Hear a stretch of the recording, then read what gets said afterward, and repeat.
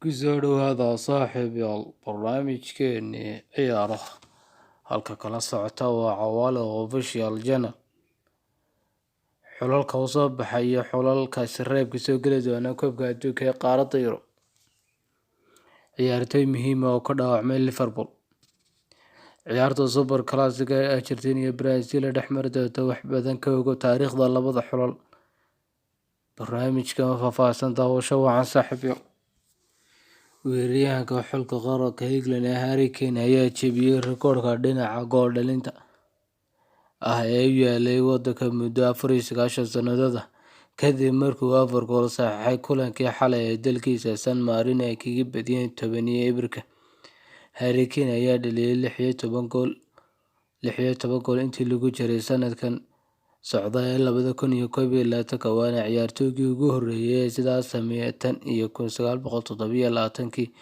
Mana jiro ciyaartoy Ingiriis ah oo dhaliyay wax ka badan 16 gool hal sano gudihii, laakiin laacibkan ayaa fursad haysta inuu xataa sii dhaafo rikoodhkaas. Xulka England oo San Marino 10-0 kaga badiyay goolasha ciyaartaas waxaa kala saxiixay 4 Harry Kane, 1 gool oo Harry Maguire, 1 Tammy Abraham, iyo Bukayo Saka iyo da'yarka Smith Rowe ciyaartii ugu horeysay ee kusoo bilowda safka koowaad ee xulka England ayaa isaguna shabaqa gaadhay. Waxaa meel xiiso leh gabagaba ah maraya kulamada reebka koobka adduunka iyadoo xulal badan xaqiijiyeen boosaskooda koobka adduunka ee sanadka dambe. Xulalka England iyo Switzerland ayaa ku biiray xulalka hore uga soo baxay koobka adduunka kadib markii ay guulo waaweyn kulamadoodii ugu dambeeyay ee reebka koobka adduunka gaadheen. Xulalka imika xaqiiqsaday inay u soo gudbeen koobka adduunka waxaa ka mid ah Spain, Serbia, Croatia, Belgium, France, Germany, Brazil, Denmark, England iyo Switzerland. Laakiin waxaa jira xulal waaweyn oo nasiib u yeelay inay reebka uga soo baxaan koobka adduunka, maadaama aanay helin dhibcihii looga baahnaa inay helaan. Xulalka haatan geli doona kulamada kala baxa iyagoo iska hor iman kara kulanka ugu dambeeya waxaa ka mid ah Portugal, Sweden, Italy, Finland, Wales, Scotland, Russia, Poland, North Macedonia.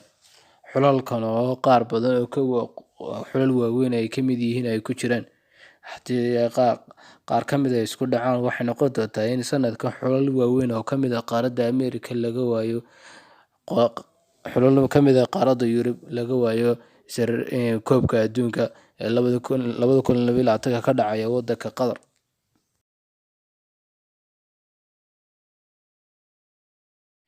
Ciyaarta Super Classico ee u dhaxeysa Argentina iyo Brazil ee caawa ayaa xiisaheedu hoos uga dhacay intii hore sababtoo waxaa la xaqiijiyay in xiddiga reer Brazil Neymar uu ku jiro liiska ciyaartoyda aan ka soo muuqan doonin kulankan.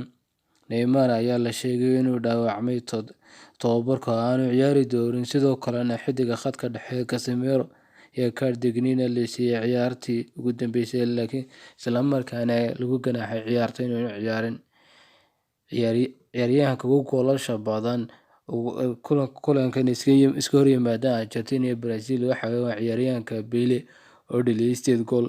Ciyaaryahanka ugu safashada badan kulankan waa Javier Zanetti oo u saftay 16 ciyaarood ay iska horyimaadeen Brazil iyo Argentina.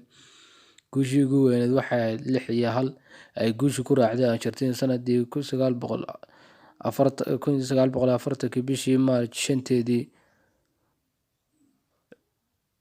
Labada xul waxay kulmeen 105 jeer ayay wada ciyaareen, 41 jeer waxaa badiyay xulka Brazil halka 30 jeerna ay badiyay xulka Argentina, 26 jeerna ay barbaro galeen. Brazil 105 jeer waxay ka dhalisay 163 gool halka Argentina ay dhaliyeen 160 gool.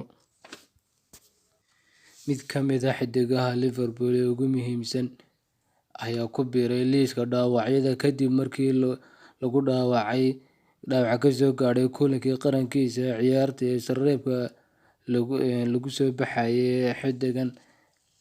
Xiddiga garabka bidix ee daafaca ka ciyaara Andrew Robertson ayaa ku dhaawacmay kulankii Scotland ee ay ka hor yimaadeen xulka Denmark.